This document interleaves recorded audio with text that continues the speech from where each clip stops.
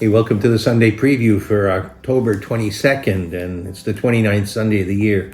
So we have a continuing reading from St. Matthew's Gospel in chapter 22. The Pharisees went off and plotted how they might entrap Jesus in speech. They sent their disciples to him with the Herodians, saying, "Teacher, we know that you're a truthful man and that you teach the way of God in accordance with the truth. And you're not concerned with anyone's opinion, for you do not regard a person's status. Tell us then, what is your opinion? Is it lawful to pay the census tax to Caesar or not?" Knowing their malice, Jesus said, "Why are you testing me, you hypocrites? Show me the coin that pays the census tax." They handed him a Roman coin.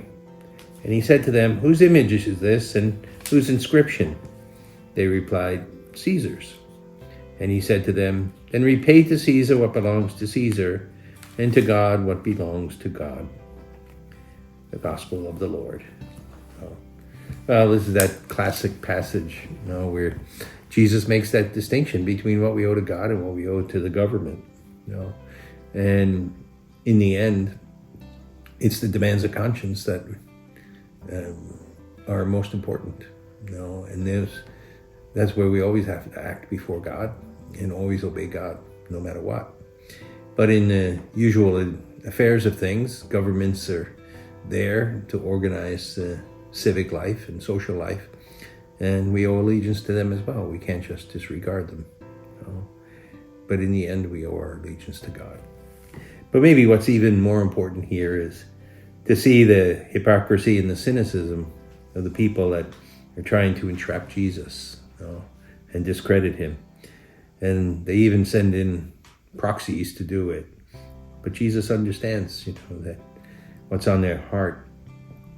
And, it can make us wonder, and maybe something for our prayer is for us to really reflect on how Jesus can read the hearts of people. And he knows what's deep down in our hearts, whether we're sincere and honest with God or whether we're hypocrites. And I think the most important thing for us is always to live our faith with a great openness, sincerity, and simplicity before God. If those Pharisees and those Herodians and their disciples had been simple and humble before God, they wouldn't have been trying to entrap Jesus in something they could use against him. They would be listening for what God wants and then ready to respond.